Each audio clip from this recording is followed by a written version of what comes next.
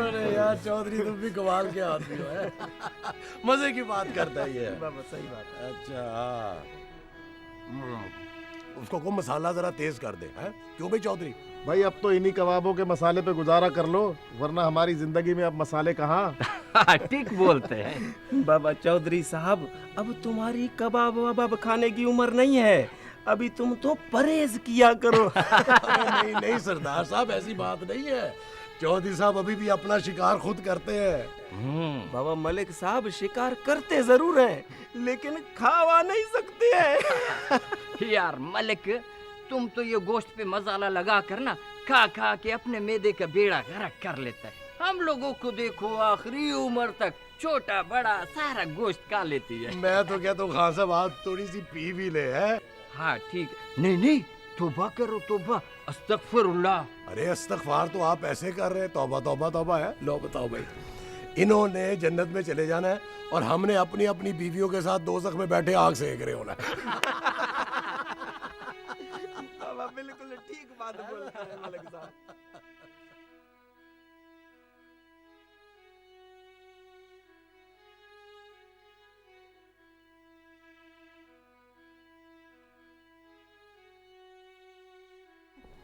राबिया, एक मिनट बात सुनना जरा। जी, एक्सक्यूज मी। शाहवेज कहाँ है? भाई कह रहे मूड नहीं है। ओहो, उसको को थोड़ी देर के लिए आ जाए, सब उसका बार बार पूछ रहे हैं।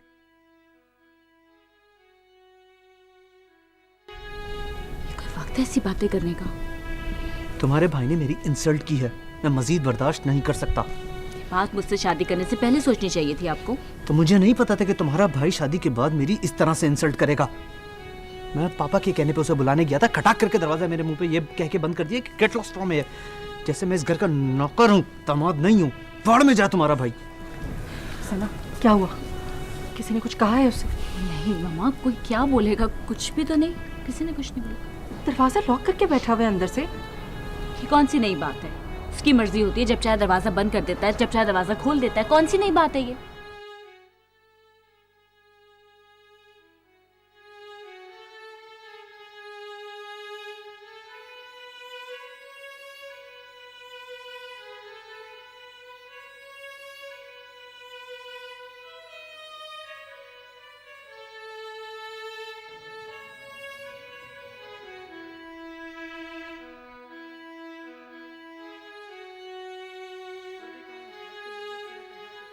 मौज है दरिया में, बैरूने दरिया कुछ नहीं। ये एक शख्स का कमाल है जो कतरा कतरा जमा करके अपने इस सबसे जार में दरिया बहा देता है। मैं दावत देता हूँ उस शख्सियत को कि वो आएँ और अपने ख्यालात का इजहार करें। तशरीफ़ लाते हैं आज की इस महफिल के मेज़बान रूह रवां मलिक इम्तियाज़ साहब।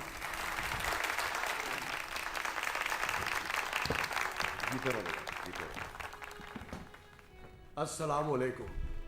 आजादी क्या होती है ये कोई जाकर उन मछलियों से पूछे जो खूबसूरत एक्वेरियम में बंद है, जो दरिया के कीचड़ और समुंदर की काई को तरस रही हैं। ये जो लोग अंग्रेजों की बनाई हुई चीजों की तारीफ करते हैं, उनके दौर की तारीफ करते हैं, उनकी बनाई हुई सड़कें, इमारतें और जो दूसरी चीजें हैं, मैं कहता हूं उनको जाके कह दें आप कि एक्वेरियम कितना ही खूबसूरत क्यों ना हो, मछली की असली जिंदगी दरिया के कीचड़ और समंदर की काई में।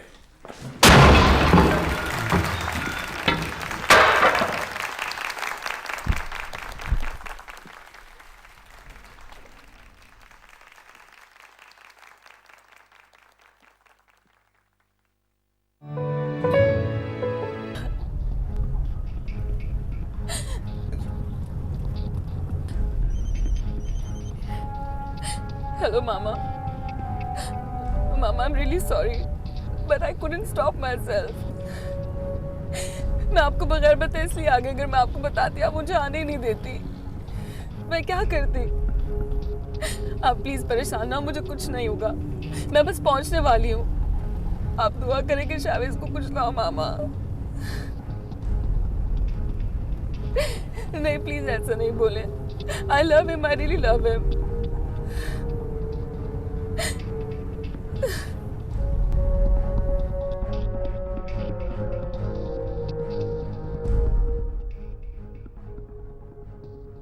ओए, अस्पताल से बात सीधी न्यूज चैनल पे जाती है, इसे समझाओ। ये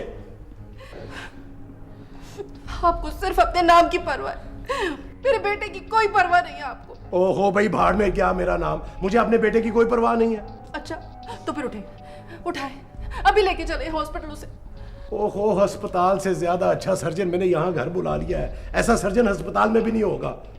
इम्तियाज, मैं आपको बता रही हूँ, अगर मेरे बेटे को कुछ हुआ ना तो। मेरा बेटा नहीं है वो, तुम्हारा क्या ख्याल है सिर्फ तुम्हारा बेटा है? और रो दो मत, सब्र से काम लो, दुआ करो उसके लिए। मामा प्लीज संभाले खुद को, कुछ नहीं होगा उसे, सब ठीक हो जाएगा, सब्र करें, सब ठीक हो जाएगा। ये शाह साहब का फोन आ रहा है। ओए, कौन शाह साहब? वो अखबार वाले शाह साहब, लगता है उन तक खबर पहुंच गई है। ओए, दबाओ दबाओ इस बात को। वो इधर तो रोने धोने पड़े हुए हैं, जाओ जाओ उधर जाकर बात करो उनसे और दबाओ इस बात को।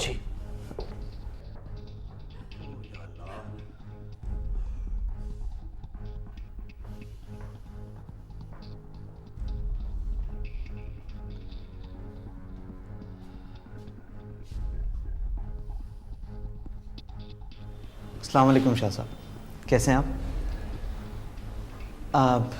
नहीं शाह साहब, ऐसी कोई बात नहीं है, कंप्लीटली डिसइंफॉर्मेशन है ये।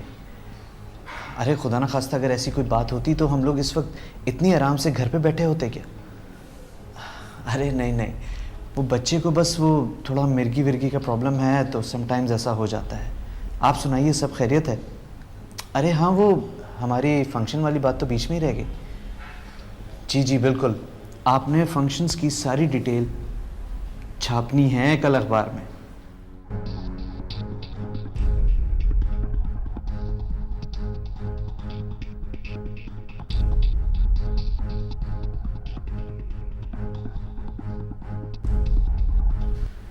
ठीक है, इंशाल्लाह। जी बिल्कुल, बहुत जल्द मुलाकात हो रही है आपसे। जी ठीक है, अल्लाह हाफिज़। सुनो, कैसा है वो? वॉश हो रहा है, और ये सारी खाई उसने। मगर उसने ऐसा क्यों किया? नहीं तो मैं तुमसे पूछना चाहती हूँ, उसने ऐसा क्यों किया? मेरा यकीन करो, पिछले 3-4 महीने से मेरी उससे कोई बात नहीं हुई। तो आखिर उसने ऐसा क्यों किया? देखो, जब लास्ट टाइम मेरी उससे बात हुई थी तो मैंने उससे कहा था कि मैं तुम्हारा इंतजार करूंगी, मगर शावीज ने मुझे साफ साफ कह दिया था कि उससे मेरी कोई ज़रूरत नहीं है। लेकिन कोई तो मैसेज छोड़कर गया होगा कि वो क्यों ऐसा कर रहा है। नहीं, क्या मैं उसे देख सकती हूँ? कहाँ ना यार, वॉश हो रहा है, प्लीज़। वो शाह साहब से मेरी बात हो गई है, किसी ने शावेज के बारे में कंप्लीट इन्फॉर्मेशन दी थी उन्हें। खैर, मैंने उन्हें मना लिया है, कल के अखबार में सिर्फ और सिर्फ फंक्शन की ही रिपोर्ट लगेगी। या अल्लाह तेरा शुक्र है। और ये यहाँ पे क्यों आई है? रिमशा ने बुलाया होगा मेरे ख्याल से। और जाओ, रोको इसको, भेजो इसको वापस यहाँ से।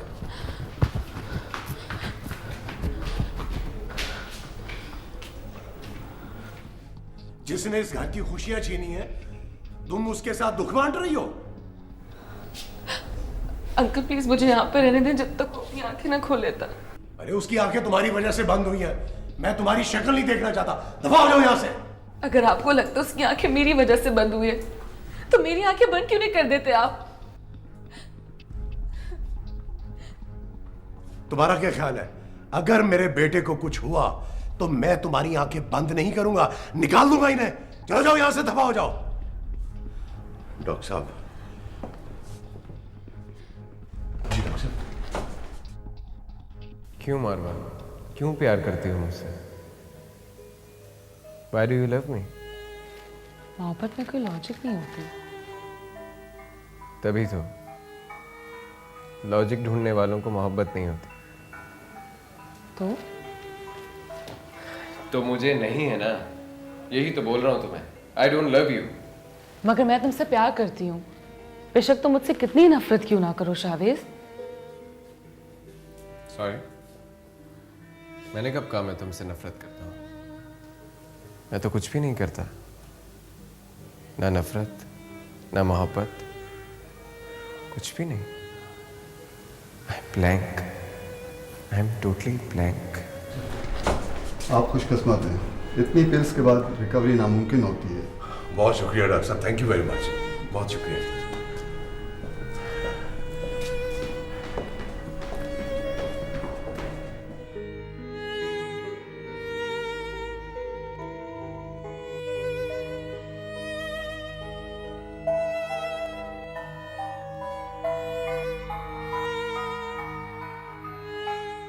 डॉक्टर साहब, आपने जो एहसान किया ना जी, उसका तो बदला मैं नहीं चुका सकता। ये बस ऐसे ही छोटा सा नजराना है जी, ये रख लें आप। सर इसकी क्या ज़रूरत थी? वो वैसे जी ये बस राजदारी के लिए आपको दे रहा हूँ। ये बात डॉक्टर साहब बाहर नहीं निकलनी चाहिए। मैं जी 50 करोड़ रुपए का प्रोजेक्ट लगा रहा हूँ, ये बात बाहर निकली तो मेरी तो मार्केट डाउन हो जाएगी। नहीं नहीं इम्तियाज़ साहब, आप मेरी तरफ से बेफिक्र रहें। बहुत शुक्रिया जी। और बस ये फजूल सी लड़की की खातिर इसने ये सारा कुछ किया है। नहीं सर, आजकल के जो लड़के हैं ना, ये लड़कियों की वजह से खुदकुशी नहीं करते। इस अटेम्प्ट में कोई ना कोई सीरियस वजह ज़रूर है। मुझे तो समझ नहीं आ रही जी कि क्या करूं।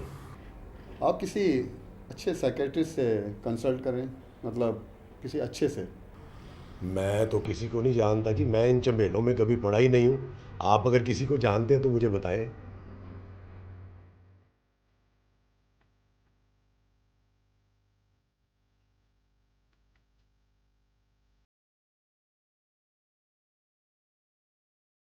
मैं जिस डॉक्टर को जानता हूँ वो क्लिनिक नहीं करते, रिसर्चर हैं। 1-2 केस लेते हैं, फिर उन्हें ही फॉलो करते हैं। अगर वो मिल गए तो यकीन करें आपका बेटा दोबारा खुदकुशी की कोशिश नहीं करेगा। वो बहुत ही बड़े दरवेश इंसान हैं। जब तक पेशेंट ठीक नहीं होता तब तक फीस भी नहीं देते।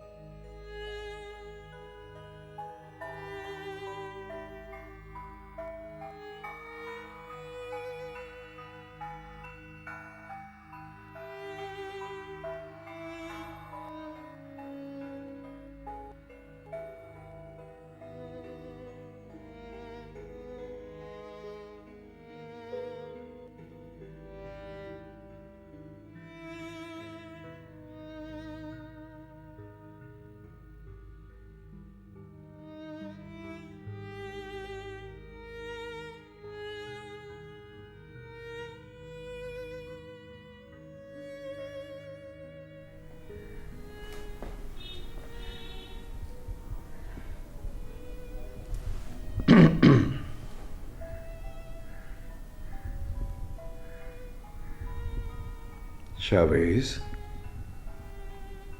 शावेज,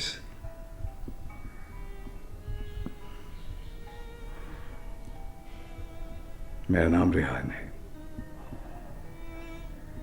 कहो तो बैठ जाओ।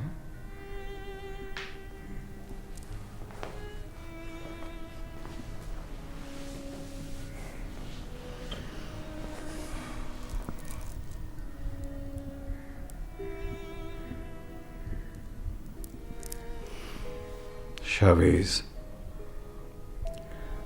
मैं आपको ये बताने आया हूं कि जो लोग खुदकुशी करते हैं ना, असल में वही लोग होते हैं जो जिंदा रहना चाहते हैं।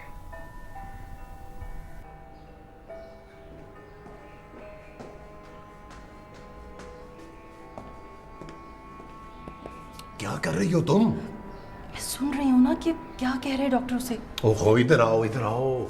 इतनी मुश्किल से डॉक्टर साहब राजी हुए उसे चेकअप करने के लिए, तुम्हारी जहालत की वजह से छोड़ के चले जाएंगे वो। एक मिनट प्लीज, मुझे सुनने तो देना। बात सुने। डॉक्टर साहब ने सख्ती से मना किया है कि उनके मामले में कोई डिस्टर्ब ना करे उन्हें। वैसे इम्तियाज़, ये मुझे कोई डॉक्टर नहीं लग रहा, कहीं कोई अमल शमल ना कर दे मेरे बच्चे पर। ओहो मेरे खुदा, कैसी बातें कर रही हो तुम, चुप करो।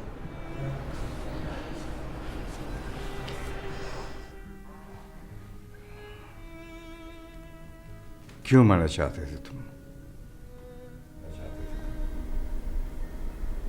मैंने तुमसे कुछ पूछा है? पता नहीं।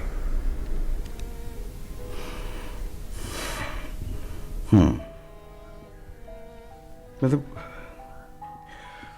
क्या क्या सोच क्या रहे थे तुम जब तुमने उस वक्त इतनी जब गोलियां दी थी?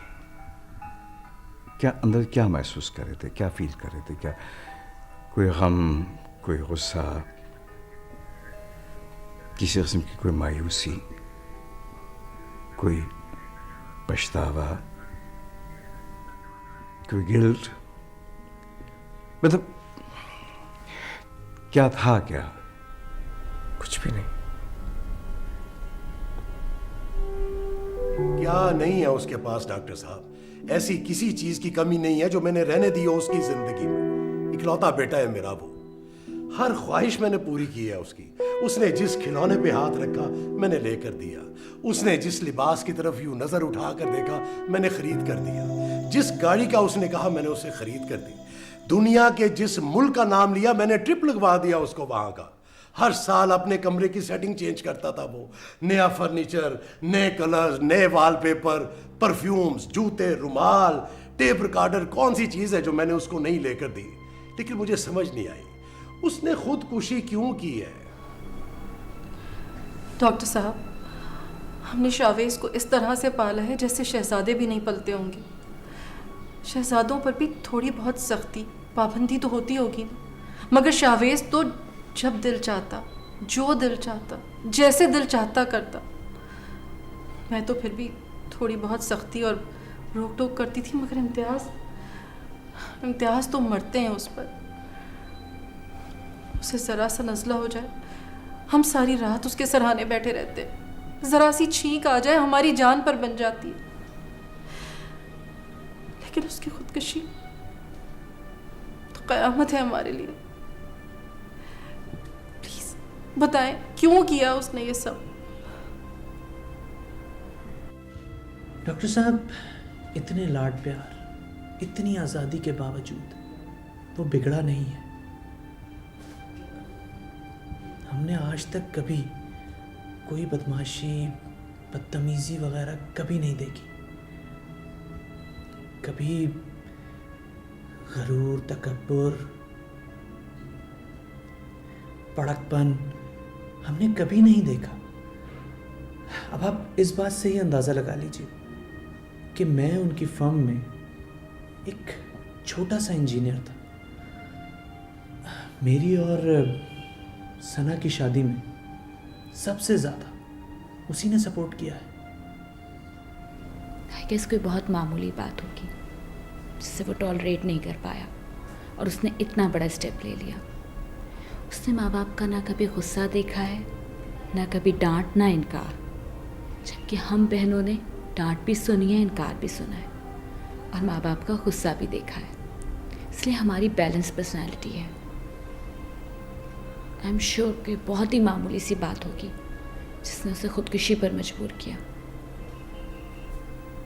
He is my best friend doctor साहब। वो एक भाई से बढ़कर मेरा दोस्त है। वो मुझसे अपनी हर बात शेयर करता है और मैं उससे बोलती हूँ। उसकी किससे फ्रेंडशिप है, किससे अफेयर है और किससे फ्लर्ट कर रहा है। मगर सुसाइड, इतनी बड़ी बात उसने मुझसे कैसे शेयर नहीं की?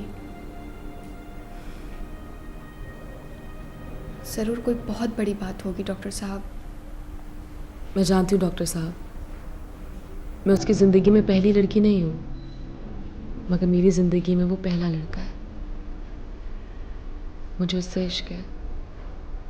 I really love him. मैंने उसके लिए अपने आप को बहुत बदला, अपना फूड, मूड, रूटीन, यहाँ तक कि ड्रेसिंग भी चेंज की। वो मुझे जैसा दिखना चाहता था मैं वैसी ही बनी। वो मुझसे जो चाहता था मैंने वही किया। आप समझ रहे ना मेरी बात को? एक्चुअली मैं उसकी मोहब्बत में डूबी रही उसकी खातिर उसके पेरेंट्स ने भी मुझे एक्सेप्ट कर लिया। और अभी जो लास्ट फंक्शन हुआ था उसमें हमारी एंगेजमेंट को अनाउंस होना था, मगर पता नहीं अचानक शावीज़ को क्या हो गया, कहने लगा कि मैं उसे नहीं चाहिए हूँ। ऐसा क्यों कहा उसने मुझे खुद भी नहीं पता। आप लोगों से मैंने, तब तमाम लोगों से मैंने शावीज़ के हवाले से सारी बातें सुनी, और आप सबसे ये बातें सुनने के बाद मैं जो कुछ अर्ज कर पाया वो ये है कि शावीज़ ने जो खुदकुशी की है उसकी वजह ना कोई मामूली बात है ना कोई खैर मामूली बात है। बात यह है कि उसने ये इतना बड़ा कदम इस वजह से नहीं उठाया कि उसे किसी कोई चोट लगी है, उसको कोई दुख पहुंचा है, जिसके नतीजे में उसने ये खौफनाक कदम उठाया है। शावीज़ की खुदकुशी करने की वजह सिर्फ और सिर्फ एक चीज सामने आती है, और वह है बोरियत, जिंदगी में यकसानियत। ये जो उसको जिंदगी मिली है ना, बनी बनाई खूबसूरत, उससे वो उकता गया है। जिंदगी में जो एक अप एंड डाउन होता है, उतार चढ़ाव होता है, कुछ मुश्किलें होती हैं, कुछ ख्वाहिश होती है किसी चीज़ को पाने की, कुछ तमन्ना होती है किसी चीज़ को हासिल करने की। जब कुछ भी ना हो, एक सपाट जिंदगी चलती चली जा रही हो, तो इंसान पे क्या करता है? उकता जाता है, बोर हो जाता है। मेरे नज़दीक है मेरे साहब, आप बहुत खुशकिस्मत है कि आपके बेटे ने खुदकुशी करने की कोशिश की। इसका मतलब आप समझते क्या है? इसका मतलब यह है कि उसमें अभी जिंदा रहने की और जीने की ख्वाहिश और उमंग मौजूद है। नानी ईमान की बात है, मैं तो ऐसे बहुत सारे बच्चों को जानता हूँ जो खुदकुशी किए बगैर ही मर चुके हैं। आपको हैरत होगी सुन के कि ऐसे बच्चे पता क्या करते हैं? वो ड्रग एडिक्ट बन जाते हैं, वो रेप करते हैं, वो तफरीह लेने के लिए, अपनी यकसानियत को दूर करने के लिए चोरियां करते हैं, डकैतियां करते हैं, और तो और बेधड़क लोगों की जान ले लेते हैं, मर्डर कर देते हैं। पता क्यों? Just for the sake of change. They want some adventure. वो इस सनसनीखेज चीज करना चाहते हैं जो उनकी जिंदगी में नहीं है। आप मुझे बताइए, आपने कभी किसी ऐसे बच्चे के हवाले से ऐसी खबर सुनी है? वो बच्चे जो सड़कों पर दौड़ दौड़ कर गाड़ियां साफ करते हैं, जो कचरा उठाते हैं, जो घरों में काम करते हैं, क्योंकि उनके कुछ ख्वाब होते हैं। वो जिंदगी में कुछ पाने के लिए तगदौ करते हैं, जिद्दोजहद करते हैं ताकि उनके ख्वाब पूरे हो जाएं। मगर ऐसे बच्चे जिनकी हर तमन्ना, हर ख्वाहिश बिन मांगे पूरी कर दी जाए, उनको हर चीज दस्तयाब हो आसानी से, तो उनके लिए जिंदगी काफी बेमानी से हो जाती है। बिकॉज उनको हर वो चीज जो वो चाहते मिल चुकी होती है। तो आगे जिंदा रहने के लिए आदमी के अंदर एक बड़ी फितरी बात है कि आपके अंदर कोई ख्वाहिश होनी चाहिए किसी मंजिल तक पहुंचने के लिए। तो फिर ऐसे बच्चे जो है ना, उनके नजदीक पर एक यही तरीका होता है, खुदकुशी। क्यों भाई? क्योंकि उनके नजदीक मौत एक चीज रह जाती है जिसका उन्होंने अभी तक मजा नहीं चखा होता है। वो एक दफा मर के देखना चाहते हैं, for the sake of change. मौत उनके नज़दीक एक एडवेंचरस तब्दीली है। अब तक मैं अपने आप को एक कामयाब तरीन आदमी समझता रहा, लेकिन आज मुझे एहसास हुआ है कि मैं नाकाम हो गया हूं।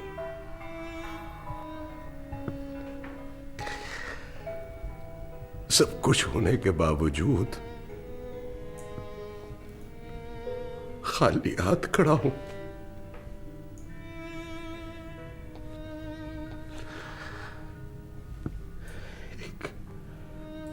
एक छोटे से पेटी ठेकेदार से मैं इतना बड़ा बिल्डर बना।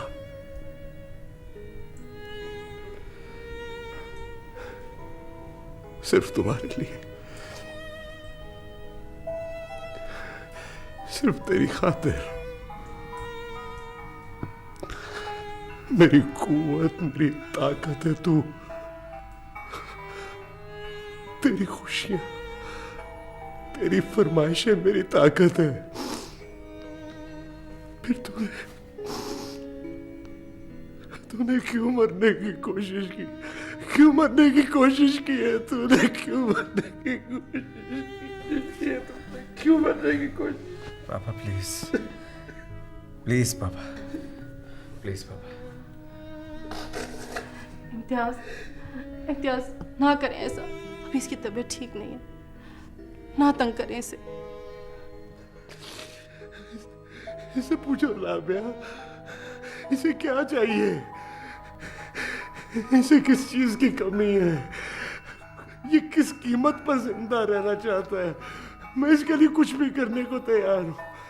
मैं अपनी जिंदगी दे दूंगा तुझे। मैं तुझे अपनी जिंदगी दे दूंगा। इससे पूछो लाबिया, ये क्या है? पापा, इम्तियाज, पापा, पापा, पापा, शाविज़ देख क्या हो रहा है? पापा, पापा, पानी आओ, पानी आओ, पापा, पापा, पापा, एम्बुलेंस बुलाओ। पापा, कोई एम्बुलेंस बुलाए। पापा, पापा, एम्बुलेंस बुलाओ।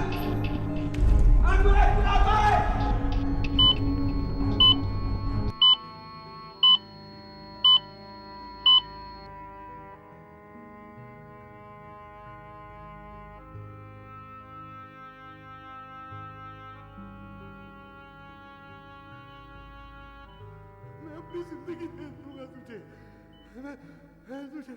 मैं तुझे अपनी जिंदगी दे दूंगा। इससे पूछो लाबिया।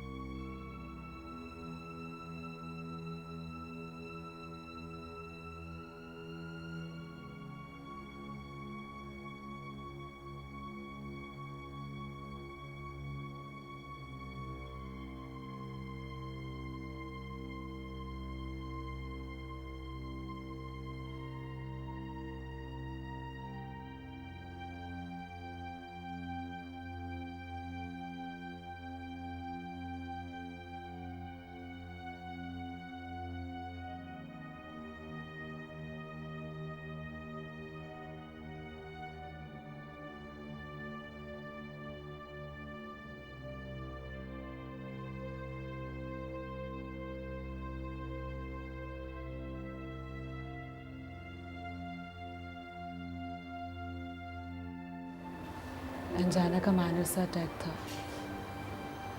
सब ठीक हो जाएगा। तुम देखना 2-4 दिन में घर भी आ जाएंगे। तुम्हारे पापा तो घर नहीं आ सके थे, उस अटैक ने उन्हें। मेरे पापा का कोई बेटा नहीं था, उनके सिराने उनको स्ट्रेंथ नहीं मिली, लेकिन तुम अपने पापा की स्ट्रेंथ हो।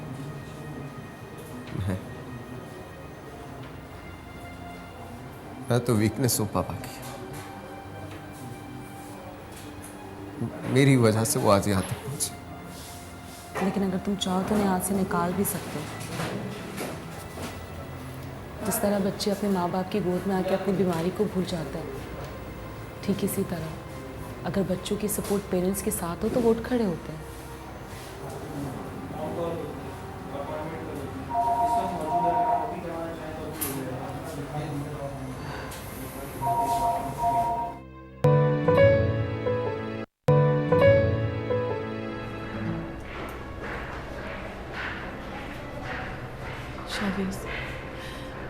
शावीज, बेटा अपने अब्बा को बचा लो, प्लीज प्लीज उन्हें बचा लो। मुझसे उनकी ये हालत देखी नहीं जाती शावीज।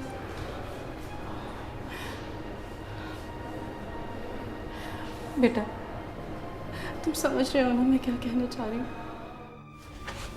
सर इस डिजाइन को देखिए, one of the best designs which is just inches far away, made by our engineer Patel, one of the finest architect in our industry. ओह, ये उनका डिज़ाइन है, बहुत शानदार। मेरी तरफ से तो फाइनल समझिए। Thank you sir, thank you so much.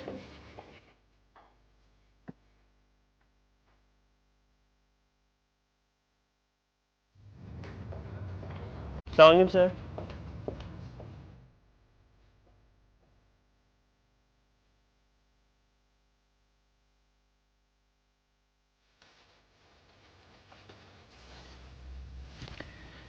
ये शावेज मलिक साहब के साहबजादे? जी सर, एक्सक्यूज मी।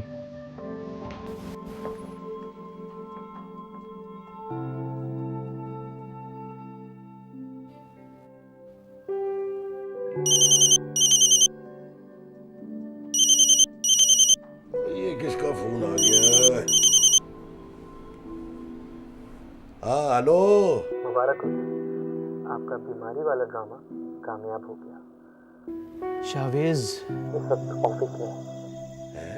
वही सच कह रहा है ना? खुदा की कसम से। और शावेज कह रहा है कि जब तक पापा ठीक नहीं हो जाते उनका रूम बंद नहीं होना चाहिए। ओए या अल्लाह, तेरा शुक्र है, तेरा शुक्र है।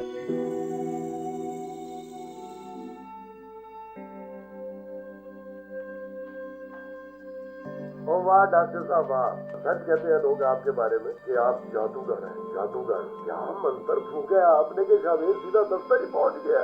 मैं मंत्र नहीं है, आयतें पढ़ता हूँ, फूकने के लिए नहीं, समझने के लिए।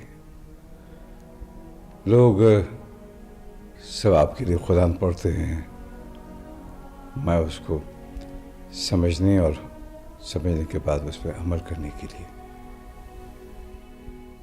और उसी रोशनी में मुझे ये नजर आया है कि जिन लोगों के पास बहुत ज्यादा दौलत और पैसा होता है वो अपने लिए परेशानियां खरीदता है।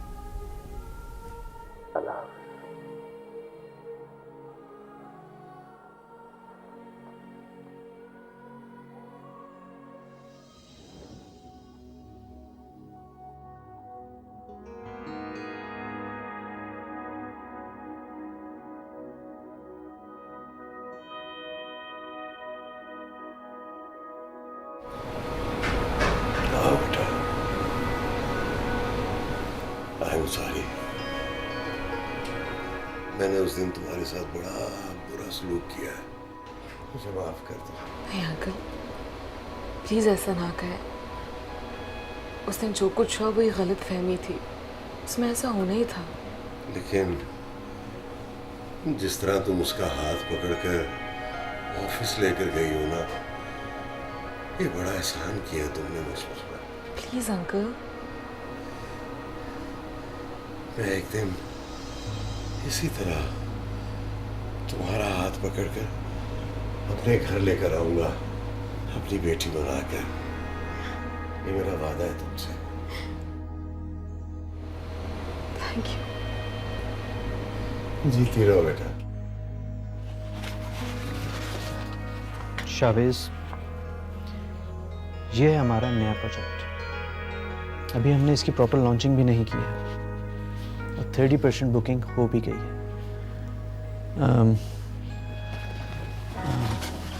मैं इसकी साइट देखने जा रहा हूँ, क्या ख्याल है?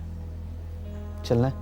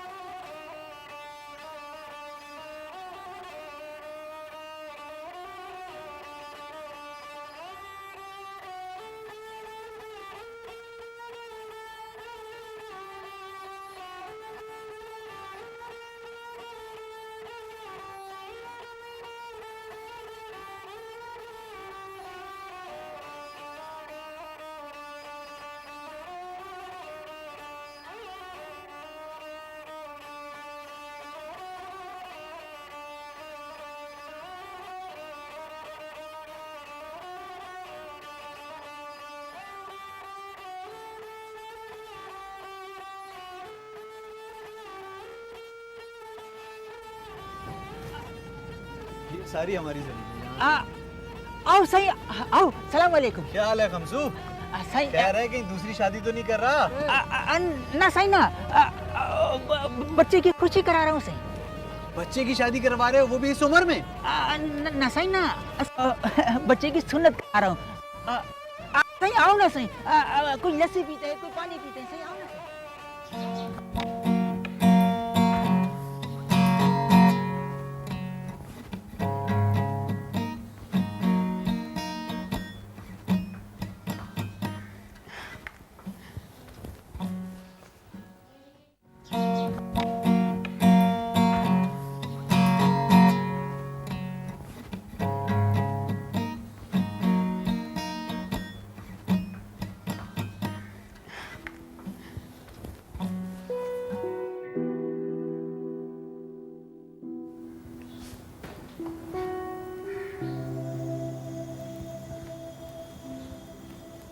शावेज, इतनी सैड ट्यून क्यों? Sadness is the essence of love, my dear. पर मैं तो तुम्हारे साथ हूँ, फिर कैसी सैडनेस? पता नहीं। Why don't you choose a simple life? तो अपने स्टाइल से इतनी जल्दी उकता जाते हो, हॉबीज भी चेंज कर लेते हो, कभी कार रेसिंग का शौक तो कभी जॉगिंग का भूत सवार हो जाता है, और अब ये गिटार। आखिर तुम तलाश क्या कर रहे हो? पता नहीं।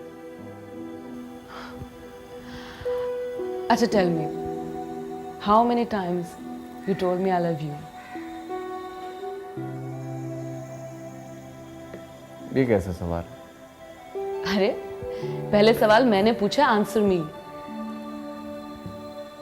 मैं ये कैसे बता सकता हूँ? I mean to say, I never counted. ये इतना मुश्किल सवाल तो नहीं है शावेज। अच्छा, तो क्या तुम बता सकती हो? How many times you said to me that you love me?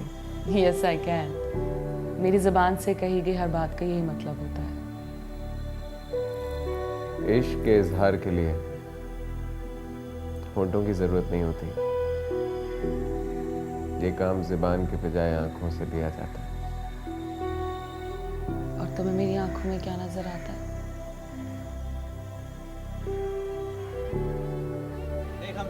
बस अब हम लोग चलते हैं। तुम्हें ये बताने आए थे कि हम इस जमीन पे कंस्ट्रक्शन शुरू करवा रहे हैं, तुम लोग कहीं और बंदोबस्त कर लेना। जी सही। अगले महीने मुझे ये जगह खाली चाहिए। हाँ सही। चलो तुम अपनी खुशी मनाओ, हम चलते हैं। सही, बैठते एक प्याली चाय पी जाते। नहीं नहीं, फिर कभी से। अल्लाह हाफ़िज़।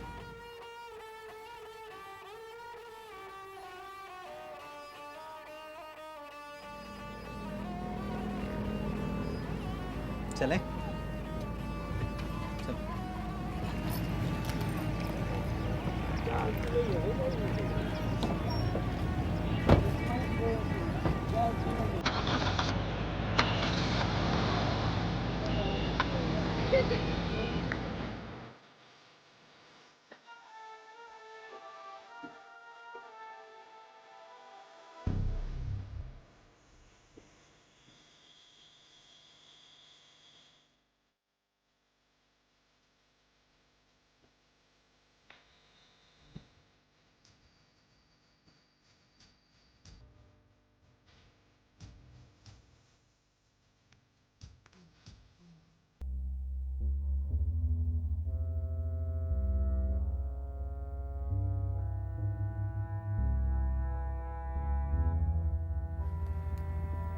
ये है जिंदगी,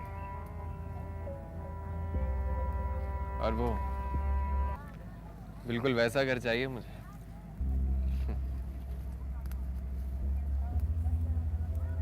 I mean it। कितने खुश है नहीं अपनी जिंदगी में। ना ही इसकी माँ के पास पहनने के लिए अच्छे कपड़े हैं, ना ही इसके बाप के हाथ में सोने का चमचा। तुम्हारे अम्मी पापा भी तुमसे बहुत प्यार करते हैं। यू कांट इवन इमेजिन उनकी क्या हालत थी जब तुम अनकॉन्शियस थे। अपनी बात करो, मेरे साथ रह लोगी इस झोंपड़ी में? तुम बनाओगे तो रह लूंगी।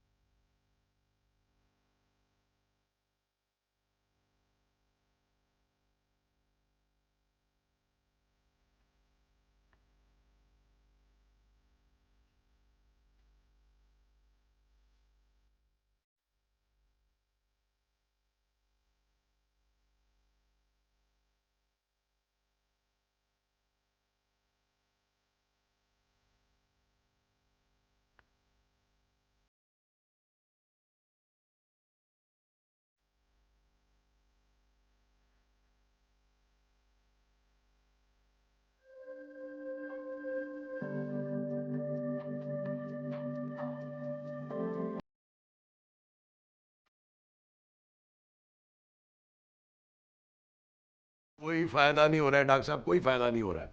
शाहबेज जो है वो रोज ऑफिस जाता है, हमने एक नया प्रोजेक्ट जो है उसको अनाउंस करना है, वो हर डिजाइन जो है उसको रिजेक्ट कर देता है।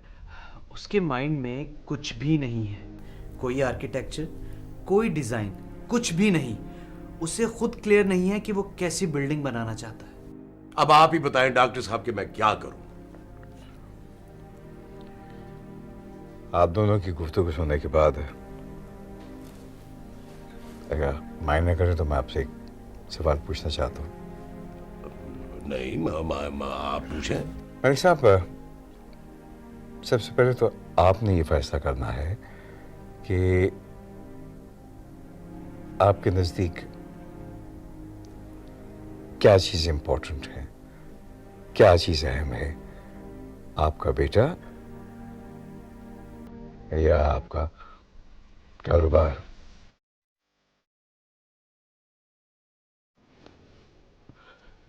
आप क्या चाहते हैं?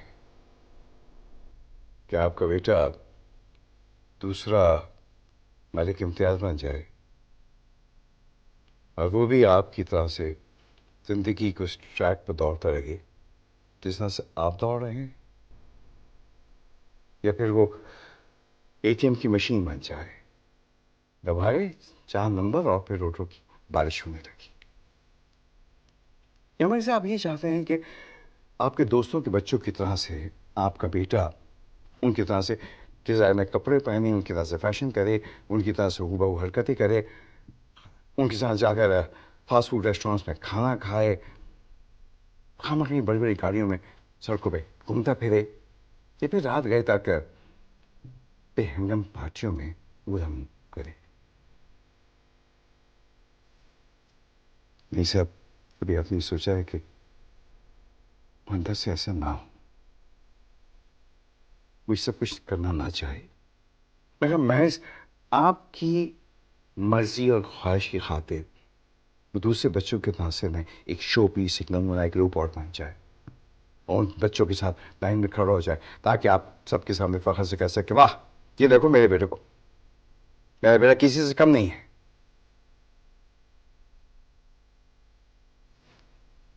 मुझे मालूम है रवि साहब कि आपने अपने बच्चे को ज़ाहिर दुनिया की हर ऐश और आराम की चीज़ मुहैया की है, लेकिन पता आपको उसके नतीजे में क्या हुआ है?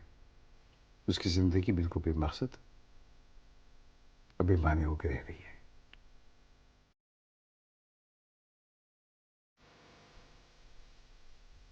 तुम्हें पता है कि मैंने क्लिनिक में बैठना क्यों छोड़ दिया है? क्योंकि मेरे पास जो लोग मरीज को इलाज के लिए कर आते हैं ना, दरअसल मरीज से ज्यादा उनको इलाज की जरूरत होती है। यकीन मानो मैं सच कह रहा हूं। बदकिस्मती से हमारी सोसाइटी उस नैश पर, उस मकाम पर पहुंच गई है जहां पर सच बोलना जो है वो लोगों को एक नफसियाती मर्ज लगता है। वो समझते हैं कि नफसियाती मरीज है वो आदमी जो सच बोलता है। लिहाजा उसको समझाया जाता है कि वो सच बोलना छोड़ दे। जब वो नहीं करता तो फिर उसका इलाज करवाया जाता है, उसकी काउंसलिंग की जाती है, उसका ट्रीटमेंट किया जाता है, ताकि वो ये आदत छोड़ दे। तो पता है, फिर इसीलिए मैं अब तक तुम्हारा नहीं बल्कि तुम्हारे घर वालों का इलाज करता रहा। मगर मसला ये है कि उनका इलाज करना जो है ना, वो सिर्फ उनका इलाज करना नहीं, बल्कि उनके अलावा जो उनके इर्द गिर्द लोग हैं ना, मुझे उनका भी इलाज करना पड़ेगा। तो फिलहाल मैंने ये फैसला किया है कि क्यों ना मैं तुम्हारा इलाज शुरू कर दूं, मतलब द यूजुअल प्रैक्टिस। क्यों?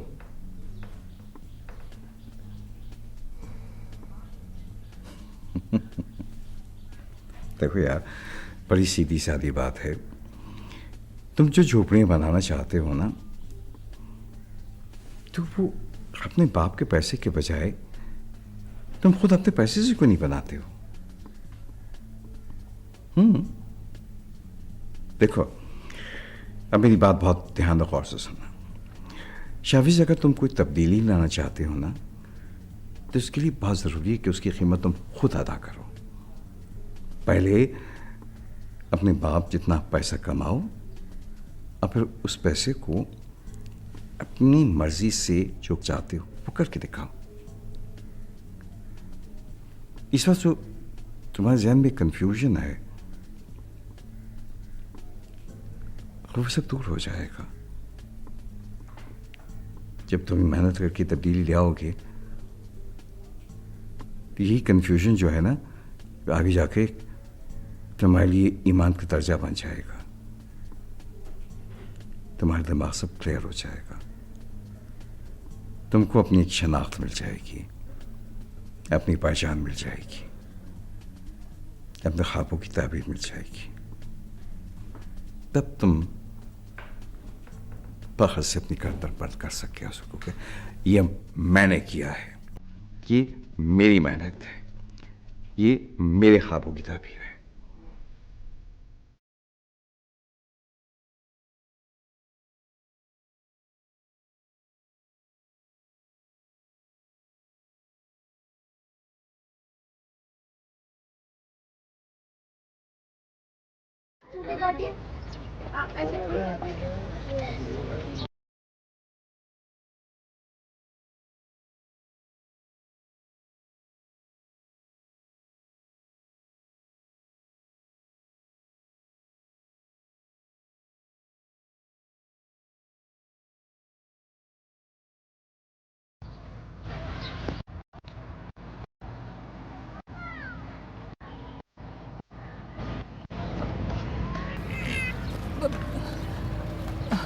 डॉक्टर साहब, हमारा बेटा ठीक तो हो जाएगा। हमसे परेशान ना हो, उसको इंजेक्शन लगा दिया है मैंने, उसको सर्दी से और हवा से बचाना।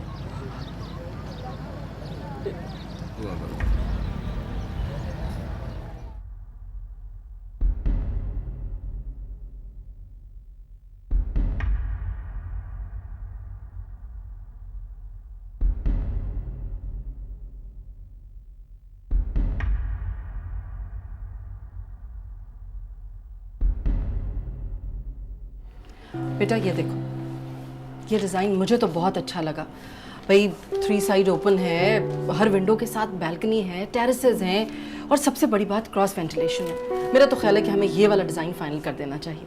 और आबिया, लेकिन ये जो अच्छे डिज़ाइन होते हैं इनमें फिर कॉस्ट भी तो बढ़ जाती है ना। पता नहीं कोई खरीद सके या ना खरीद सके। लास्ट ईयर मैड्रिड गए थे ना, स्पेन में देखे थे ना हमने ऐसे अपार्टमेंट्स। अब वहाँ तो खैर अपर क्लास रहती है, लेकिन मेरी सजेशन है कि इसे फाइनल कर लेते हैं। भाई ठीक है, जो इसको डिजाइन पसंद आएगा ना वो फाइनल कर देंगे। मुझे नहीं पता कि वो झोपड़ियां कैसी होंगी, मगर पापा, जब भी आप मुझे अपनी माइग्रेशन की स्टोरी सुनाते थे कि कैसे आपके बाबा पाकिस्तान आए और उन्होंने झोपड़ियां लगाई, वही झोपड़ियां मुझे याद आती हैं। लेकिन बेटा, वो झोंपड़ियां तो मैंने भी नहीं देखी। आई विश के हमारे प्रोजेक्ट को बिल्कुल वैसे ही होना चाहिए, वैसे ही एक दूसरे से कनेक्टेड। वो ये खामखा की बातें कहाँ से आ जाती हैं तुम्हारे जहन में? क्यों सोचते हो तुम इतनी पुरानी पुरानी बातें? बेटा, तब की बात कुछ और थी। वो किसी बिल्डर का प्रोजेक्ट नहीं था, कोई किसी ने बुकिंग नहीं करवाई हुई थी। वो तो महाजर लोग थे, पाकिस्तान में आए थे, सबने अपनी अपनी झोपड़ियां लगाई थी और एक दूसरे का बड़ा ख्याल रखते थे वो लोग। कोई किसी की टांग नहीं खींचता था, बल्कि हाथ पकड़कर उठाने की कोशिश करते थे। बिल्कुल ठीक बात है। और देखो, आजकल के दौर में हम इतना ही कर सकते हैं कि हम टाइम पर प्रोजेक्ट को कंप्लीट कर दें, अच्छा मटेरियल यूज करें। अब इस मुल्क में इतनी ईमानदारी आजकल बहुत है। बहुत है बेटा। चलो शाबाश, तुम डिजाइन फाइनल करो। मेरा बच्चा, देखो तो सही ना कौन सा डिजाइन अच्छा लगा। फटाफट करो और बिस्मिल्लाह कर दो।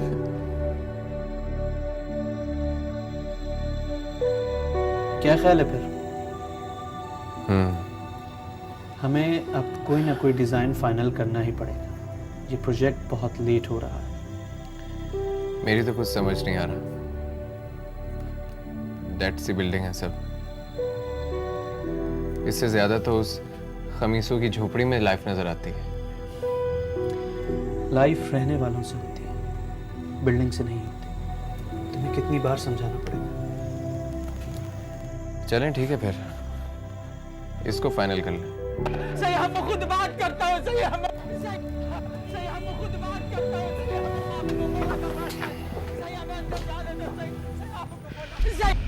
सही, हम खुद बात करता हूँ। सही, हम आपको मौला का वास्ता है। सही, हमें अंदर जाने दो। सही, आपको मौला का वास्ता है। सही, क्या करने आए हो तुम यहाँ पे? जाओ यहाँ से। सही सही सही सही, अल्लाह के वास्ते सही। मैं उन्हीं के हुक्म से तुम्हें बाहर निकलवा रहा हूँ। अगर तुम यहाँ से नहीं गए तो तुम्हें पुलिस के हवाले कर देंगे। चलो जाओ यहाँ से।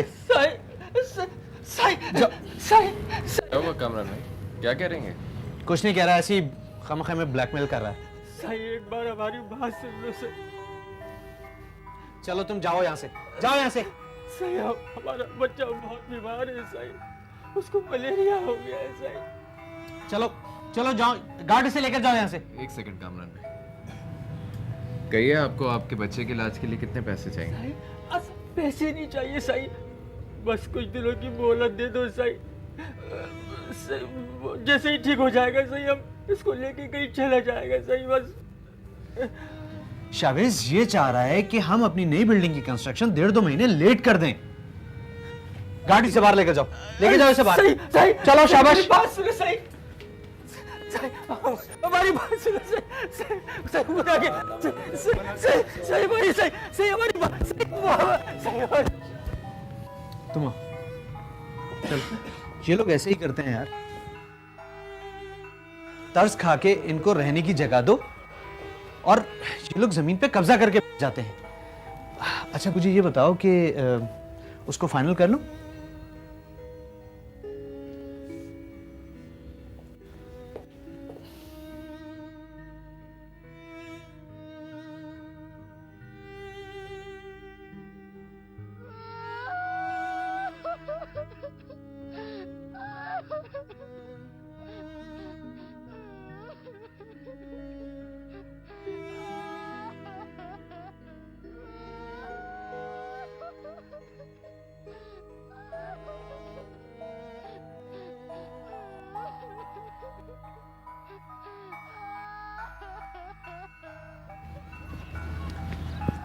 कल ये लोग ये जगह खाली कर रहे हैं, परसों इसकी लेवलिंग हो जाएगी और सैटरडे को एक्सकेवेशन हो जाएगा।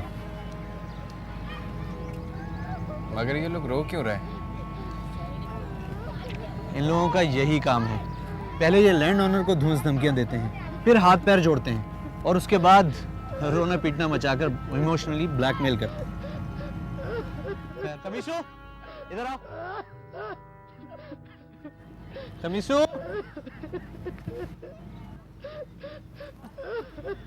इधर आओ, इधर आओ। ये क्या तुम लोगों ने रोना धोना मचाया हुआ है? सही बस आज की रात, कल जा रहे हैं सही। अभी शहर में हमारे लिए कोई प्लाट खाली नहीं है सही। खमीसू जाओ, जाकर ये रोना धोना बंद कराओ। हम लोग अपने काम की बिस्मिल्लाह कर रहे हैं और तुम नहुसत फैला रहे हो। हम तुमसे तुम्हारी जमीन थोड़ी छीन रहे। जाओ जाकर ये बंद कराओ रोना धोना। शाबाश। सुनो, ठहरो, इधर आओ। ये लेते जाओ। देखो खमीसू, ये 30 करोड़ की जगह है। हम तुम्हारी झुग्गियों की खातिर ये तुम लोगों को दान तो नहीं कर सकते ना जमीन। दुआ करो, छोटे साहब का पहला प्रोजेक्ट है, बदशुगनी मत करो। सही, अल्लाह सही आपको बहुत तरक्की दे सही और कामयाबी दे, लेकिन सही मैं भी मजबूर हूँ सही। मैं तो अपने आंसू सही अंदर पी लूंगा, लेकिन सही वो माँ है सही, वो तो रोएगी ना सही अपने बच्चे के लिए सही, वो तो रोएगी ना। तो इस पे यहाँ बैठकर रो क्यों रहे हो? जाओ जाकर उसे डॉक्टर को दिखाओ। ड्राइवर सही, वो अब बीमार नहीं है सही, वो मर गया है सही, वो सही वो।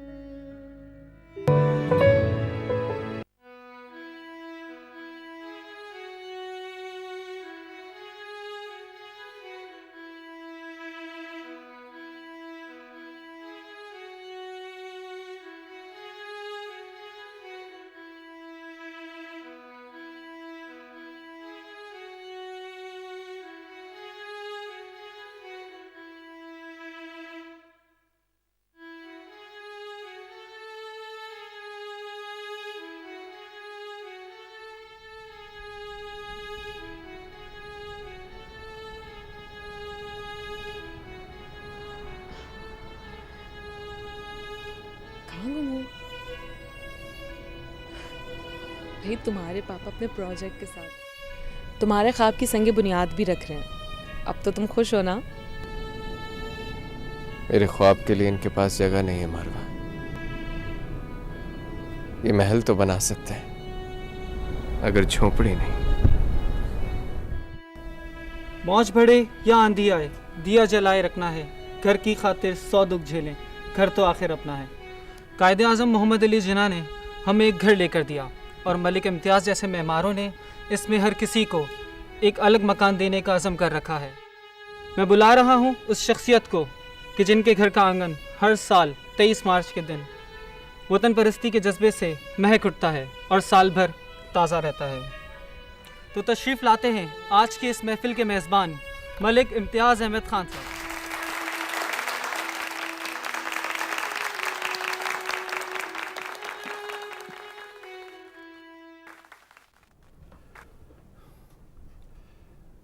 बिस्मिल्लाहिर्रहमानिर्रहीम।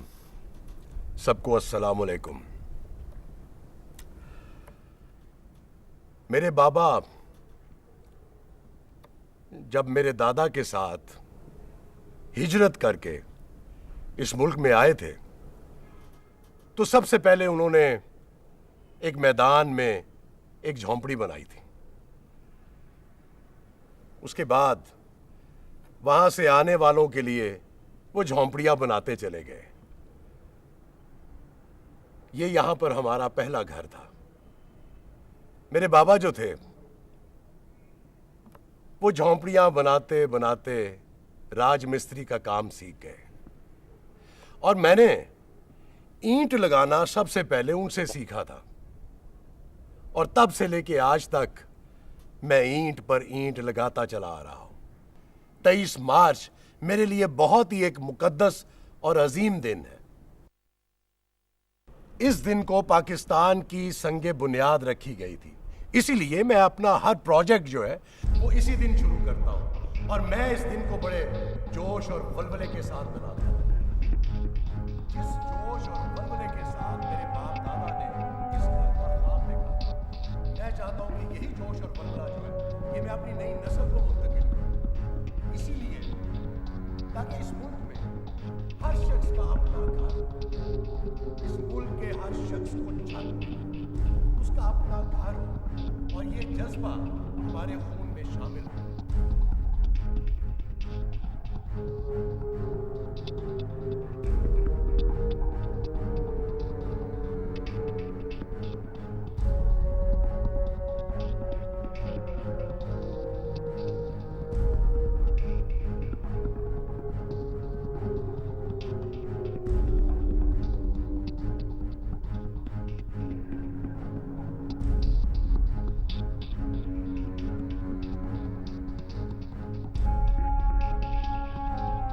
पापा,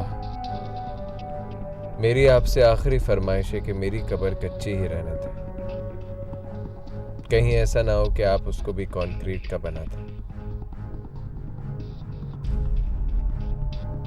और वहां भी मेरा दम घुटने लगे, फिर मैं कहां जाऊंगा?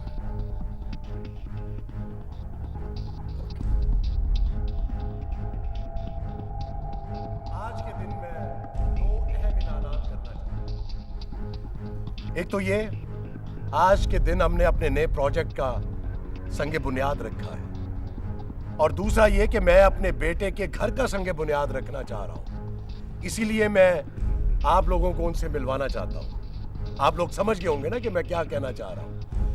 मैं चाह रहा हूं कि मेरा बेटा और मेरी होने वाली बहू इधर स्टेज पर तशरीफ लाएं, उस स्टेज पर जहां भी मिली नगमे गाए जा रहे थे, वतन के नगमे गाए जा रहे थे, इस मुबारक स्टेज पर, ताकि मैं बाज़ाब्ता तौर पर उनका ऐलान कर सकूं।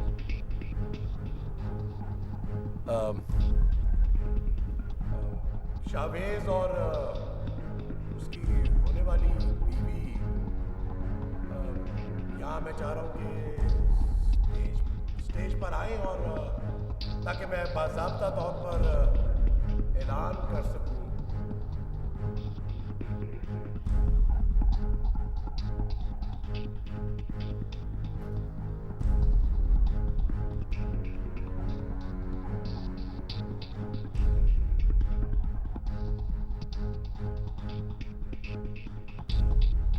शावेज, शावेज,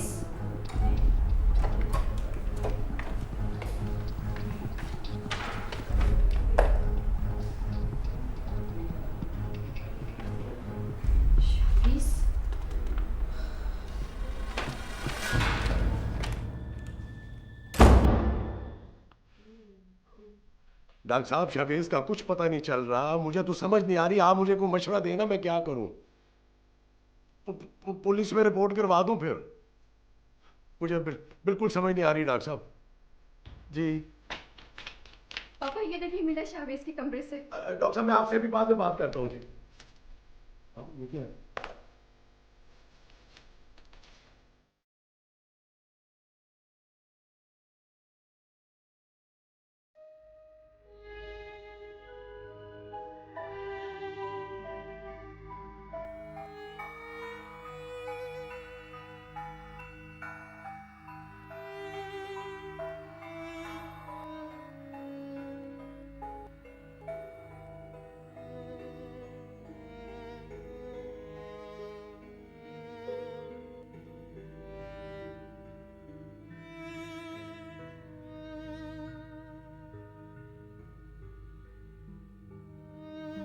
इम्तियाज, क्या हो रहा है ये सब?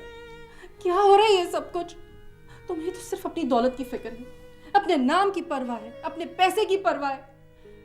मेरे बेटे की कोई फिक्र नहीं तुम। हमारा बेटा इस हालों तक सिर्फ तुम्हारी वजह से पहुंचा है। अब जाओ, लेकर आओ जाकर उसे। ओहो, कहाँ जाऊं राबिया, कहाँ जाऊं मैं? कहाँ तलाश करूं उसे? उसने तो सारे रास्ते बंद कर दिए। ये सब तुम्हारी वजह से हुआ इम्तियाज। तुमने अपना स्टेटस बनाने के लिए बिगाड़ा उसे। तुमने उसे प्यार नहीं किया, तुमने उसे अपनी औलाद नहीं समझा, तुमने उसे एक मॉडल समझा जो तुम्हारी दौलत की नुमाइश करता फिरे। तुमने उसे शोकेस में सजाकर रख दिया और वो ये शोकेस तोड़कर चला गया आज। वो शोकेस में सिर्फ मैंने नहीं रखा, तुमने भी उसे शोकेस में रखा है। माँ थी तुम उसकी, तुमने भी मलक बिल्डर्स की मालकन बन के उसे पाला है। प्यार, मोहब्बत, शफकत सब कुछ तुमने नोटों में लपेट कर उसे दिया है। अपनी गोद की बजाय तुम उसे कीमती बिस्तरों पे सुलाती रही हो। अरे इसमें कसूर तुम्हारा भी है। माफ कीजिएगा मलिक साहब, कसूर किसी एक का नहीं है, कसूर हम सब का है। बल्कि अगर मैं ये कहूं कि इस पूरे माशरे का कसूर है तो भी गलत नहीं होगा। हम सब मौतों के तास से जिंदगी गुजार रहे हैं। हम सब चलती फिरती लाशें हैं जिनमें रूह नहीं है। हम सब रटी रटाई जिंदगी गुजार रहे हैं। हमारा मजहब रटा रटाया है, हमारी वतन से मोहब्बत रटी रटाई है, रटे रटाए रिवायात, रटी रटाई रस्में, और इन सब से बढ़कर वो कंपनियां जिन्होंने अपना नाम हमें रटाकर इधर से उधर दौड़ाते फिरते हैं अपनी अपनी ब्रांड्स बेचने के लिए। असल में ये वो लोग हैं जिन्होंने हमारे पैरों तले जमीन खींच ली है। ये है वो लोग, ये है वो माफिया जिन्होंने हमारी मिट्टी से हमारी जड़ें उखाड़ दी हैं। आज इसके नतीजे में कुछ लोग तो ऐसे हैं जो भूख से खुदकुशी कर रहे हैं, और कुछ ऐसे हैं जो बहुत ज्यादा खा के खुद को मार रहे हैं। ये है गर्मियां और यह है कड़वी हकीकत। डॉक्टर साहब, आपने हमें धोखा दिया है। दूसरी खुदकुशी तक आपने पहुंचाया उसे।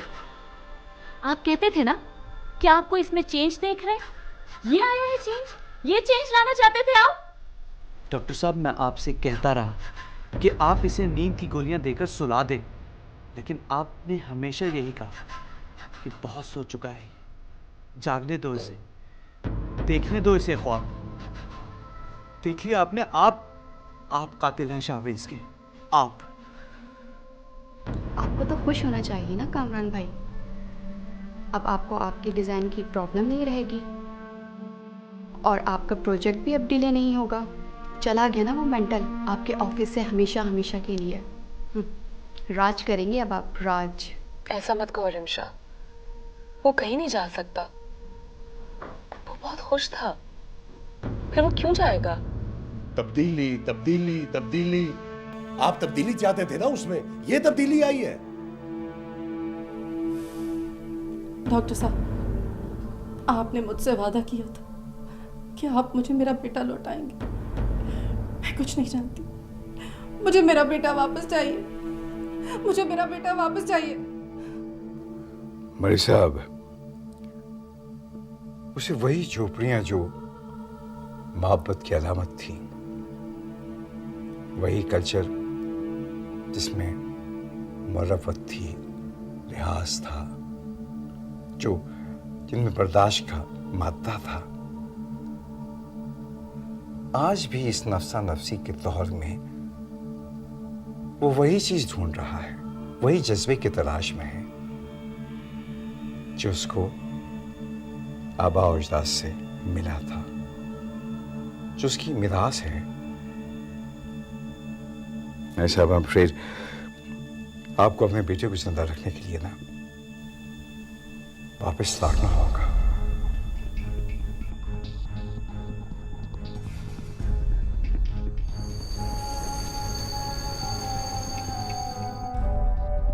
You have to go back 65 years back.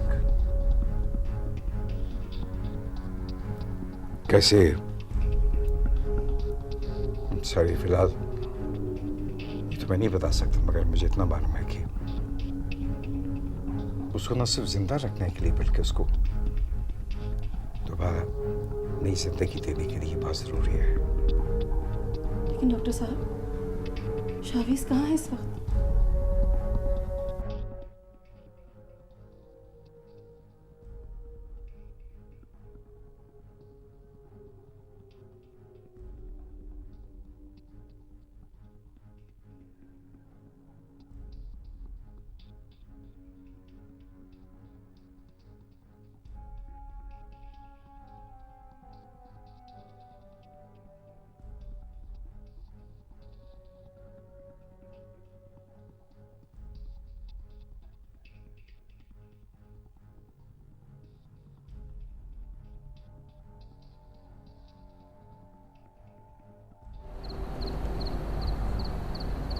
तुम भी यहाँ मरने आए हो?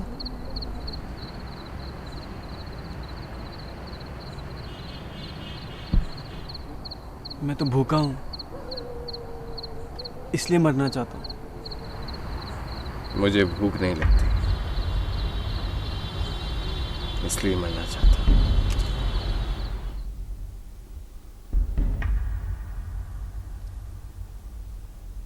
इधर आओ।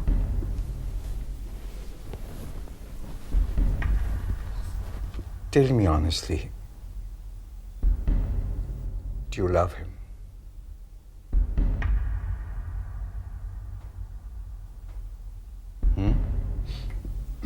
तुमसे मोहब्बत करती हो ना? तुम मोहब्बत करती हो तो तुम यहाँ क्यों खड़ी हो? जाओ, go and join him. अगर आगे जाके उसकी शरीक हयात बनना है तो जाओ, उसके काम में हाथ बटाओ, शरीक हो जाओ उसके साथ।